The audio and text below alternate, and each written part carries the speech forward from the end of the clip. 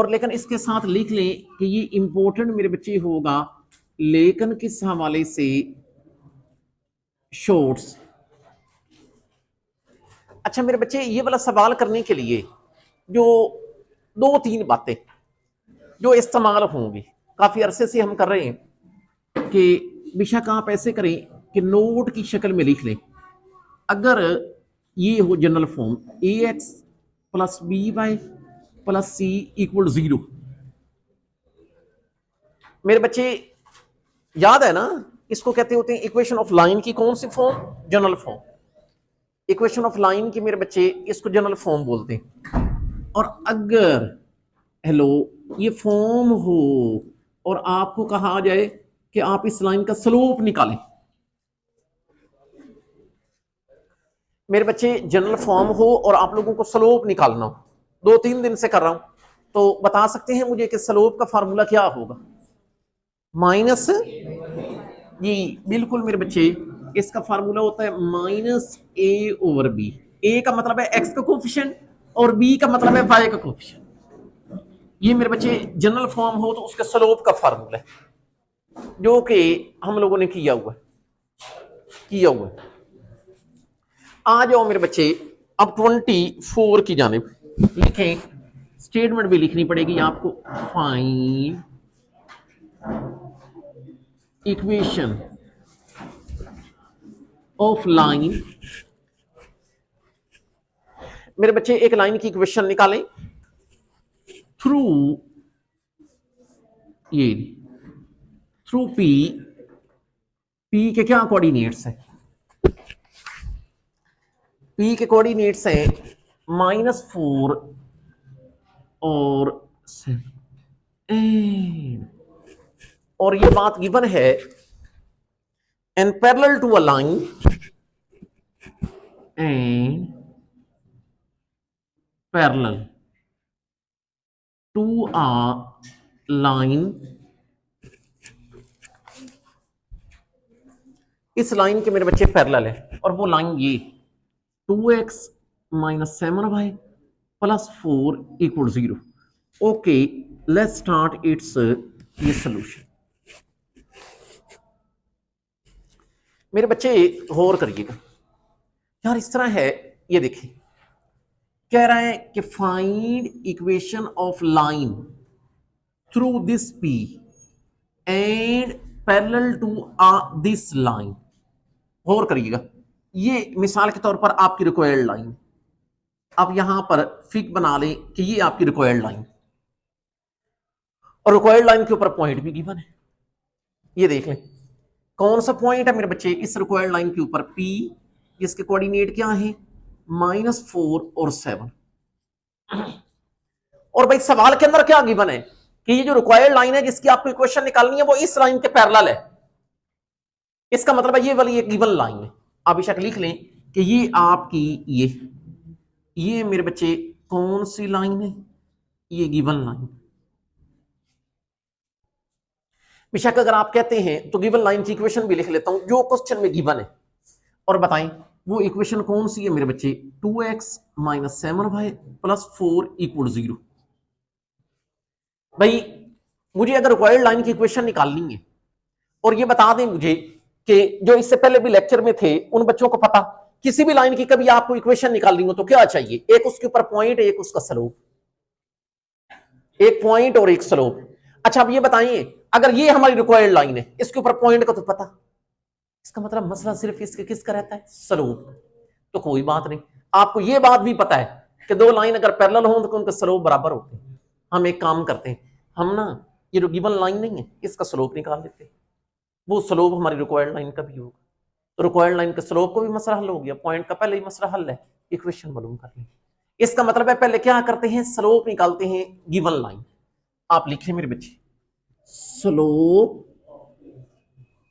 Of given line. और पहले lecture में भी बताया हुआ, आज फिर मैंने बताया है कि स्लोप का मेरे बच्चे फार्मूला क्या होता है? -a/b। वो देखें जी, -a कौन होता है? x का कोफिशिएंट, मतलब ऊपर 2 आ जाएगा, नीचे b होता है y का कोफिशिएंट, मतलब -7। minus minus will be cancelled, it will be 2/7. So what you got? You got a slope of a given line. मेरे बच्चे मुझे क्या चाहिए? Slope of required line. अब मेरे बच्चे बेशक लिख लें, मुझे किसका स्लोप चाहिए? Required line. अब आप लिख लेंगे स्लोप ऑफ रिक्वायर्ड लाइन. भाई जिनको प्रीवियस नॉलेज है वो ये बात अच्छे तरीके से जानते हैं कि दो लाइंस मेरे बच्चे पैरेलल हों तो उनके स्लोप बराबर होते हैं. इसका मतलब है रिक्वायर्ड लाइन का भी स्लोप यही होगा. बताएं वो क्या होगा? It will B 2/7. अब मुझे बताएं, हमें रिक्वायर्ड लाइन के ऊपर पॉइंट का भी पता चल गया, हमें रिक्वायर्ड लाइन के स्लोप का भी पता चल गया, तो you can find a equation. तो आपको याद होगा वो फिक्रा कैसे लिखते होते हैं? इक्वेशन जी किसकी? Of required line. जी इक्वेशन ऑफ मेरे बच्चे रिक्वायर्ड लाइन पासिंग थ्रू. बताओ किधर से? पी से. पी के मेरे बच्चे कोऑर्डिनेट क्या है? -4 7. और ये बताएं कि इसका स्लोप कितना है? And having slope means m that is 2/7. याद रखना मेरे बच्चे, एक लाइन की इक्वेशन का कैसे फिर जिसका पॉइंट भी पता हो, जिसके स्लोप का भी पता हो, उसकी इक्वेशन ऑफ लाइन का ये फार्मूला होता है. 1 पॉइंट फॉर्म जो कि यूं होती है, y-y1 equal m into x-x1. ये होता है पॉइंट x1 y1 और ये आपका कौन है? Slope. You can put the value and you can get the equation of a line. ये देखें y-y1 का मतलब है 7, m इज 2/7, इस x -+4. एक काम करो मेरे बच्चे, 7 उधर डिवाइड हो रहा है, इधर आकर मल्टीप्लाई करवाना. अगर 7 को इधर भेजोगे into y-7 equal two into x+4, 7 इधर मल्टीप्लाई करवा दें, 7y 7 7 are 49, it will be 2x 4 2 will be 8. अच्छा बेशक ऐसे करें कि इसकी वो जनरल फॉर्म की शक्ल में अगर लिखना है तो लिख लें, it will B 7y -2x, it will be 8 और ये 49 उधर जाकर प्लस हो जाएगा, it will B 7y -2x, 49 + 8 will be 57. So you got an equation of line. बार बार कह रहा हूं, एक लाइन की इक्वेशन निकालने के लिए आपको उसके ऊपर एक पॉइंट चाहिए, एक उसका स्लोप चाहिए. फिर बात को रिवाइज कर रहा हूं. अब रिक्वायर्ड लाइन गिवन लाइन की पैरेलल थी, मैंने गिवन लाइन का स्लोप निकाला, रिक्वायर्ड लाइन का भी वही था, पॉइंट पहले ही पता था, 1 पॉइंट और स्लोप का फार्मूला लगाया, जवाब आ गई. कोई इतना बड़ा मसला नहीं है, जस्ट शॉर्ट में ये क्वेश्चन आते हैं. हल्का फुल्का नॉलेज हो कि पैरेलल हो तो क्या होता है, 1 पॉइंट फॉर्म क्या होती है, ये तो पूरा 4.3 पे बेस करता है. Okay, now we are moving towards 25. हाँ जी, फिर आप लिख लें इंपॉर्टेंट, लेकिन मेरे बच्चे किस हवाले से? शॉर्ट से. शॉर्ट से इंपॉर्टेंट है. आप मेरे बच्चे लिखें फाइंड, स्टेटमेंट आपको लिखनी पड़ेगी, फाइंड इक्वेशन ऑफ लाइन. जी मेरे बच्चे एक लाइन की इक्वेशन निकालें through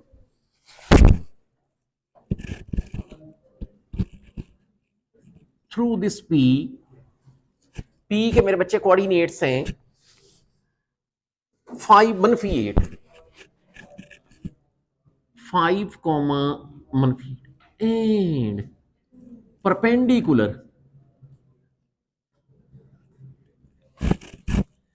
perpendicular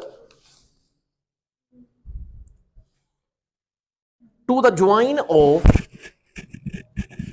perpendicular to the join of A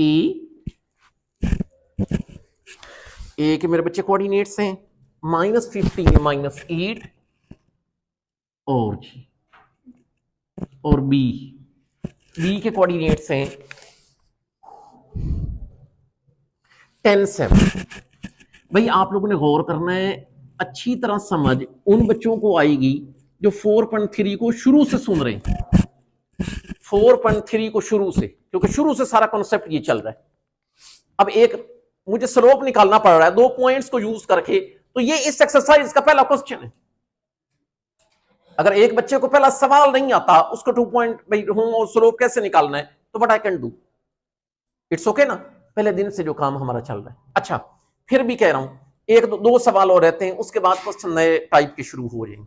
अच्छा, पहले समझने की कोशिश करें। Find equation of line through this P, इसका मतलब जिस लाइन की इक्वेशन निकालनी है उसके ऊपर पॉइंट का पता, और उसके बारे में ये पता है कि वो लाइन जो है, जो आपकी रिक्वायर्ड लाइन है, वो ए बी के ज्वाइन पर परपेंडिकुलर है। तो कोई बात नहीं, आप ऐसे करें, चुप करके ए बी का ज्वाइन बनाएं। ए बी के ज्वाइन से मुराद है कि ए और बी को मिला के एक लाइन बनती है, ये ए ये बी। मेरे बच्चे ए के कोऑर्डिनेट्स क्या हैं? ए की हैं इट्स -15 -8, बी की क्या है इस 10 7। आपको जिसकी इक्वेशन निकालनी है वो इस पर परपेंडिकुलर है। It's given in the question कि वो लाइन इस ए बी के ज्वाइन पर परपेंडिकुलर है, इट्स गिवन। अच्छा, इसका ये मतलब है कि ये हमारी कौन है, ये रिक्वायर्ड लाइन। अच्छा चलो, इतनी तो आपने किसी को नॉलेज नहीं दी है, पिछले सवाल से इतनी बात तो आपने सुनी है। अगर तवज्जो है कि एक लाइन की इक्वेशन निकालने के लिए एक उसके ऊपर पॉइंट चाहिए और एक उसका स्लोप। देखिए, पॉइंट सवाल में गिवन है, ये पॉइंट बेशक यहां पर लिख ले कि ये रिक्वायर्ड लाइन के ऊपर हमें पॉइंट का पता 5, -8। इसका मतलब अब मसला किसका रहता है? स्लोप। अच्छा, पिछले सवाल के अंदर मैंने आप लोगों को यह बात बताई कि 2 लाइंस पैरेलल हों तो उनके स्लोप इक्वल होते हैं। आपको यह बात भी की हुई है कि अगर मेरे बच्चे 2 लाइंस परपेंडिकुलर हों तो उनके जो स्लोप का प्रोडक्ट है वो क्या होता है? -। इसका मतलब है अगर मैं इस तरह करूं कि ए बी का स्लोप निकाल लूं, मेरी जो रिक्वायर्ड लाइन है वो इस पर परपेंडिकुलर है, ए बी के स्लोप को उल्टाऊंगा भी सही और माइनस भी लगा दूंगा, वो मेरी रिक्वायर्ड लाइन का स्लोप हो। इस तरह जो मेरी रिक्वायर्ड लाइन है उसका मुझे स्लोप भी पता चल जाएगा, पॉइंट का पहले ही पता है, 1 पॉइंट फॉर्म लगा के फार्मूला इक्वेशन निकाल लेंगे। बट इसका मतलब है ये काम तब हो सकता है जब हमारे पास स्लोप होगा ए बी का, मतलब गिवन लाइन का। लिखिए, स्लोप ऑफ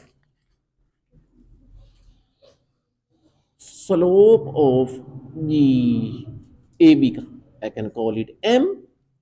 जिसको नहीं पता वो सुन ले कि if you have 2 points of any line and you want to find out its slope, its formula is this: y2 minus y1 divided by x2 minus x1. It's the formula for the slope if 2 points of the line are given. Okay. अच्छा, पूरा पहला question इसी का है, slope निकालने का।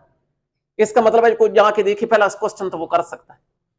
अब ये देखें, y2 मनफी y1, इसका मतलब है इसको समझोगे x1 y1, this will be your x1 y1, this will be your x2 and y2. 7 मनफी मनफी plus 8 over x2 मनफी x1, it will be 10 plus 15. You know 7 plus 8 will be 15 and it will be 25. 5 3 5 5 3 over 5. But still what you got a slope of AB. हम required line का slope चाहते हैं लेकिन required line AB पर perpendicular है, तो इसके slope को वो जो निकला है रेसिप्रोकल भी लेना है और माइनस भी लगाना है। You know the reason. अब लिखें स्लोप ऑफ किसका? Required line. Again I can call it M, उसको उल्ट भी करना है और माइनस भी लगाना है। मेरे बच्चे, मेरे दोनों मसले हल हो गए, मुझे पॉइंट भी मिल गया, मुझे स्लोप भी मिल गया। Now I can write the formula of the equation of line, but I will use here a 1 point form because I have a 1 point, I have a slope, so definitely I'll use a 1 point form. अब लिखेंगे equation ये किसकी? Of required line passing through P. P के कुछ coordinates हैं and they are -15 -8 and having क्या मेरे बच्चे? स्लोप 5 और -8 एंड हैविंग स्लोप, ये बताएंगे m, that is -5 और 3।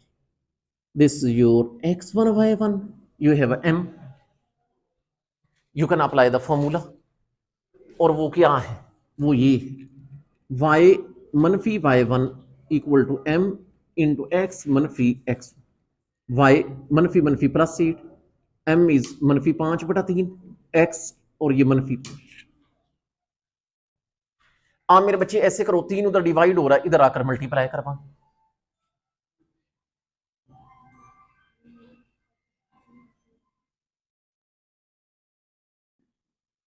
3 अंदर मल्टीप्लाई आएगा, 3y 8 3 will be 24, it's a minus 5x minus minus plus 5 will be 25, you want get a equation.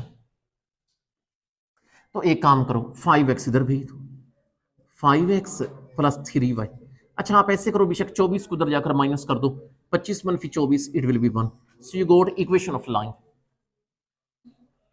ये मेरे बच्चे आपकी रिक्वायर्ड इक्वेशन ऑफ लाइन 26। अच्छा यार ये बाई चांस क्वेश्चन सारे वेरी वेरी इंपॉर्टेंट चल रहे हैं। अच्छा ये ऐसा क्वेश्चन है जो शॉर्ट में भी देखा गया, ये वाला ऐसा क्वेश्चन है जो लॉन्ग में भी देखा गया। जो बंदा इसका शॉर्ट ट्रिक जानता होगा वो इसको शॉर्ट में देगा, otherwise it's a long question. बहरहाल दोनों हवालों से, लेकिन लिखना find equation of two parallel lines, दो पैरेलल लाइंस की इक्वेशन निकालें। पहले एक कहता था, अब कितनी कह रहे, दो। Find equation of two parallel lines perpendicular to 2x minus y plus 3 equal 0। जी सच डेट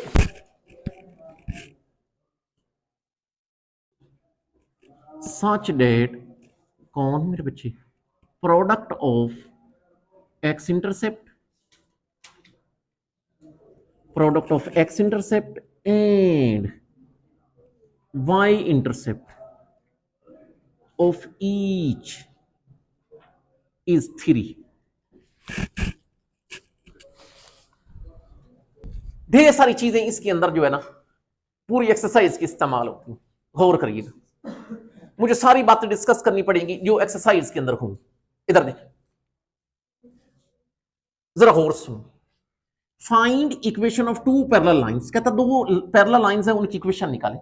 आप लोगों ने एक मेरे साथ कंप्रोमाइज करना है, आपने ये कहना है कि आपने दो पैरेलल लाइन की इक्वेशन नहीं निकालनी बल्कि एक लाइन की निकालनी, आपने इसको एक लाइन पढ़ना है।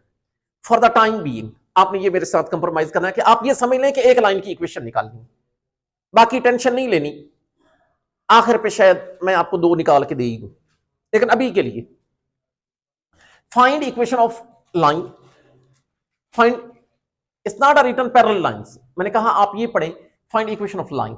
अच्छा कौन सी लाइन, जो इस पर परपेंडिकुलर हो, इस पर, जो मेरे बच्चे इस पर परपेंडिकुलर, एक लाइन की इक्वेशन निकालें जो इस पर क्या हो, परपेंडिकुलर। अच्छा ये अगली दो लाइनें नहीं पढ़ी, कहा आप ये समझ लें कि एक लाइन की इक्वेशन निकालें और वो हमें कैसी है चाहिए, जो इस लाइन पर परपेंडिकुलर, अगली दो लाइनें बेशक कभी ना पढ़े। अगर कहते हैं तो मैं एक लाइन में जवाब लिख लेता हूं, लिखें सोल्यूशन, लिखेंगी आवर कौन रिक्वायर्ड इक्वेशन विल बी, गौर करिएगा मेरी बात को अच्छी तरह वो समझेंगे जो शायद इससे प्रीवियस लेक्चर में थे। सुनिएगा, आपको मैंने कहा था, आपको देख के तरीका एक बताया था कि दो लाइन पैरेलल कैसी होती हैं, देख के अंदाजा लगाने का कि दो लाइन परपेंडिकुलर कैसी होती हैं। अच्छा मैंने पैरेलल के लिए बताया था ना कि उनके एक्स के कोफिशिएंट की रेशियो और वाई के कोफिशिएंट की रेशियो सेम होती है, वो लेक्चर उठा के देखें पता चल जाएगा। परपेंडिकुलर के लिए बात की थी, अगर दो लाइन परपेंडिकुलर हो तो इसका एक्स का उसका वाई का, उसका वाई का इसका एक्स का, किसी एक का साइन चेंज होता है। इसका मतलब है अगर मुझे वो इक्वेशन चाहिए जो इस पर परपेंडिकुलर हो तो मुझे क्या जरूरत पड़ी इतनी टेंशन लेने की, मैं लिख रहा हूं, आप खुद बताना कि ये जो मैं लिख रहा हूं ये इस पर परपेंडिकुलर है कि नहीं, सिर्फ पहले लिखने दें। It will B x plus 2y plus k equal 0। मैं बात को रिवाइज भी कर देता हूं कि ये कैसी है, और ये वाकई उस पर परपेंडिकुलर है। भला कैसे देखें, मैंने इसका y का उसका, इसका x का उसका y का कर दिया, उसके y का इसका x का कर दिया, किसी एक का साइन चेंज किया और वो किया भी है। इसका y का -1 था, इसका +1 कर दिया, इंटरचेंज करवाते हैं, किसी एक का साइन चेंज कर। इसका मतलब वाकई ये वाली जो लाइन है ये इस पर परपेंडिकुलर जो हमें चाहिए थी, लेकिन एक मसला आ गया, ये कांस्टेंट का नहीं पता कि ये क्या है। वो मैंने अभी नाम दे दिया भला किसका, k का। Later on we will find k इधर पुट करेंगे, we will be getting our answer. अच्छा आप ऐसे करें, इसको नाम दे दें कि ये मेरा आंसर है, but still what I required a k here। अच्छा अब अगली दो लाइनें पढ़े, इधर देखें अगली दो लाइनें पढ़े। such that product of x intercept and y intercept of each is 3। मतलब ये जो निकली है ना, इसका x इंटरसेप्ट और y इंटरसेप्ट का प्रोडक्ट 3 के बराबर है। आपको ये भी नॉलेज मिलेगा कि x इंटरसेप्ट किस इक्वेशन का कैसे निकालते हैं। हम इसका निकालते हैं पहले x इंटरसेप्ट, फिर हम इसका निकालेंगे y इंटरसेप्ट, गिवन कंडीशन के मुताबिक उनका प्रोडक्ट 3 के बराबर लिखेंगे, हो सकता है कि मुझे k मिल जाए। अच्छा अब लिखें पहले फॉर x इंटरसेप्ट, तरीका भी आपको समझ आ जाएगा कि किसी लाइन का x इंटरसेप्ट कैसे निकालते हैं। लिखें फॉर